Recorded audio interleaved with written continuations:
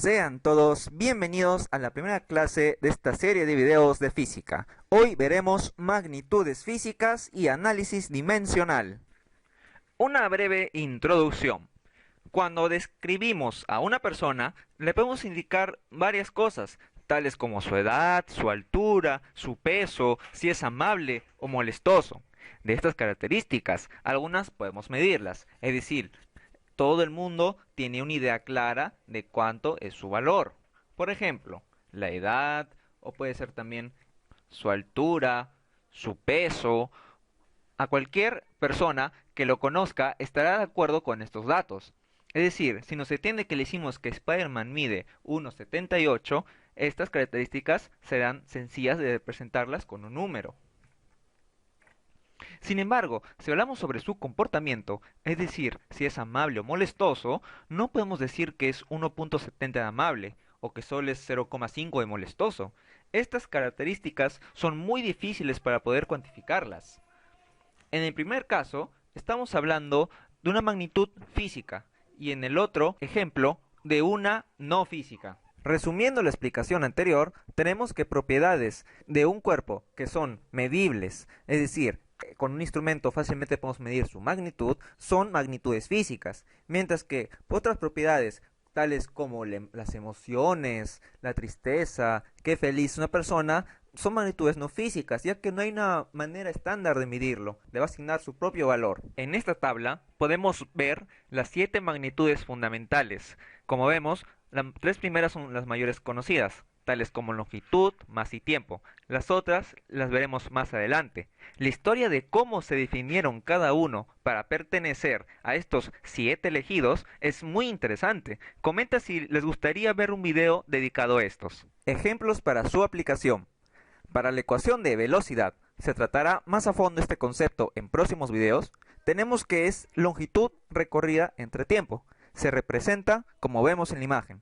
Ahora bien, sabemos que distancia recorrida usa la magnitud de distancia, por lo que ponemos su dimensión, que sería L. Igual con el tiempo, ponemos T. Vemos que el primer paso para realizar es identificar todas las variables que intervienen en la ecuación, ya que al fin y al cabo podemos tomar la velocidad como si fuera una ecuación, que depende de dos variables, la distancia y el tiempo.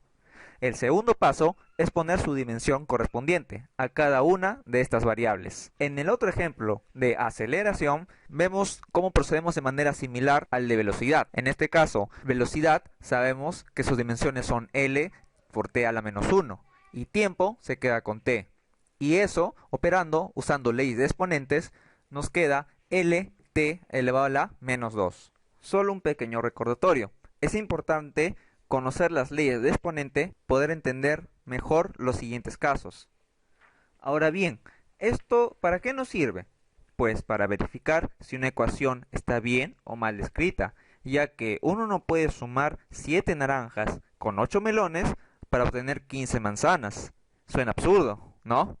Hay dos cosas adicionales que debes saber para realizar el análisis dimensional. Aquí vemos un ejemplo. En la ecuación x es posición o distancia, sus dimensiones son, entre corchetes, L. Como vemos sumas, esto nos quiere decir que para que esta ecuación sea dimensionalmente correcta, entonces las dimensiones tanto de b sub 0 por t como un medio de a por t al cuadrado deben ser las mismas. En otras palabras, lo que se muestra a continuación.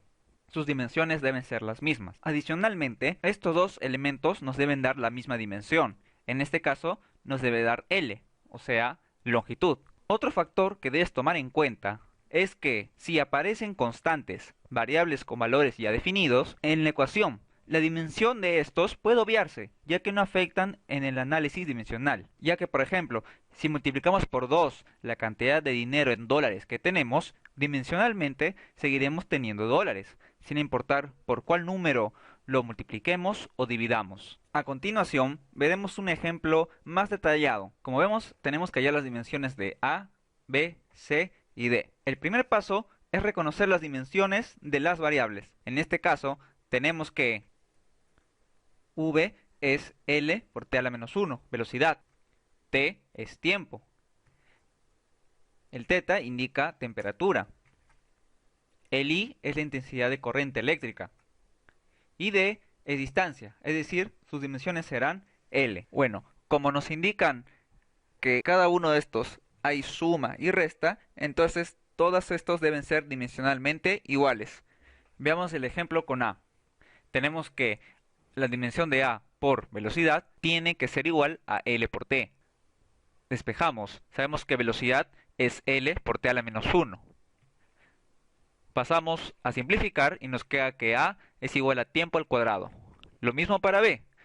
Ponemos LT igual a B cuadrado por T a la menos 1 por θ a la menos 1. Despejamos igual y nos queda el resultado de B. La misma idea para C. Lo igualamos a L por T igual con D, L por T. Igualamos sus dimensiones y nos queda la respuesta. Ahora bien, para finalizar, una pequeña aclaración. Cuando vemos a alguien correr a cierta velocidad, siempre señalamos su magnitud, es decir, si corre a 5 metros por segundo o 20 metros por segundo. También sabemos en qué dirección va. Sin embargo, si preguntamos por la masa de alguien, sabremos su magnitud, ya sea en kilogramos o en libras, pero ¿y su dirección? Pues verán, la primera magnitud es vectorial, ya que podemos incluir su dirección. Sin embargo, con la masa, su valor no nos indica ninguna dirección. A este tipo se les llama magnitudes escalares. ¿Y cómo procederemos a denotar esa dirección de las magnitudes vectoriales? Eso lo veremos en los próximos videos. Muchas gracias por vernos y nos vemos en la siguiente clase.